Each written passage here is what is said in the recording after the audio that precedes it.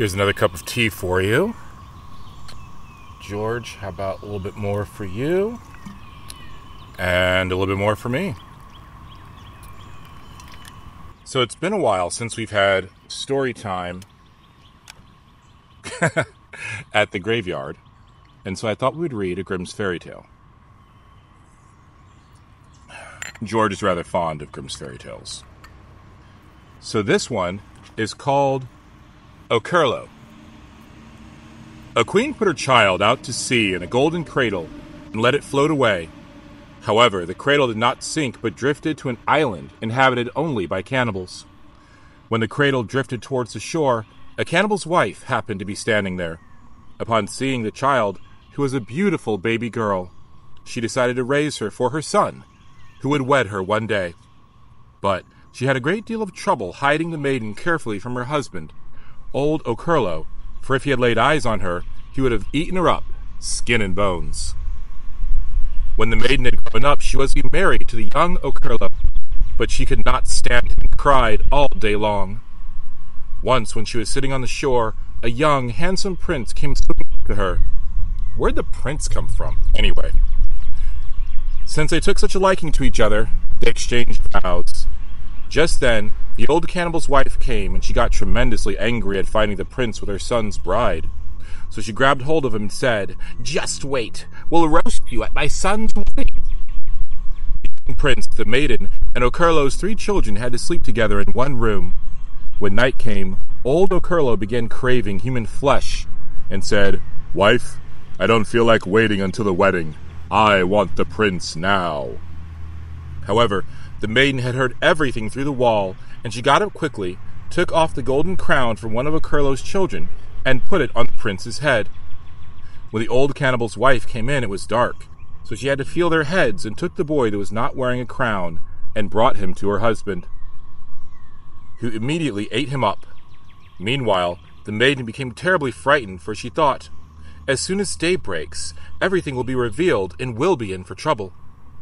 She got up quietly and fetched 7-mile boots, a magic wand, and a cake with a bean that provided answers for everything. Where was this at the beginning of the story? Sorry. After that, she departed with the prince. They were wearing the 7-mile boots, and with each step they took, they went a mile. Sometimes they asked the bean, "Bean, are you there?" "Yes," said the bean. "I'm here, but you'd better hurry. The old cannibal's wife is coming behind you, and then some other 7-mile boots that were left behind." The maiden took the magic wand and turned herself into a swan, and the prince into a pond for the swan to swim on. The cannibal's wife came and tried to lure the swan to the bank, but she did not succeed and went home in a bad mood. The maiden and the prince continued on their way. "Bean, are you there?" "Yes," said the bean. "I'm here, but the old woman's coming again. The cannibal explained to her how you duped her." The princess took the wand and changed herself and the prince into a cloud of dust.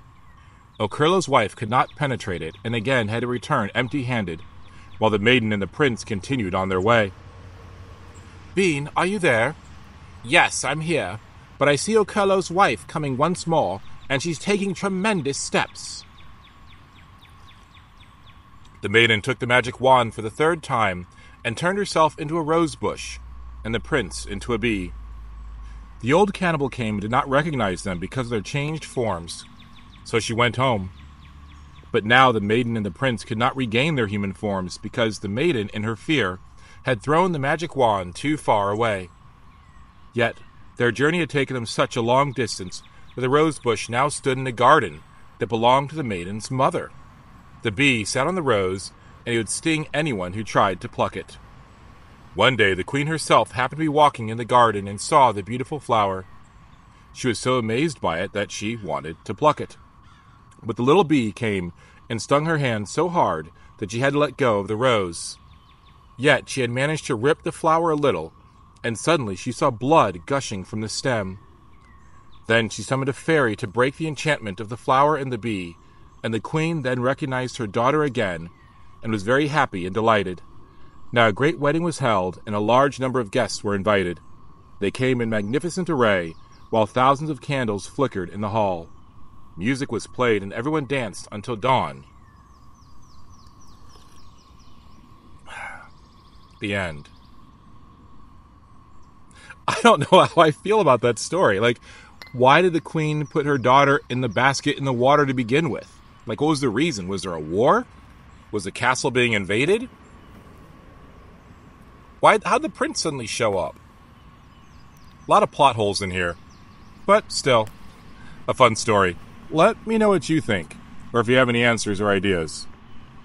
For now, it is time for your next adventure. I'll miss you. Ah. Cheers. And cheers to you, George.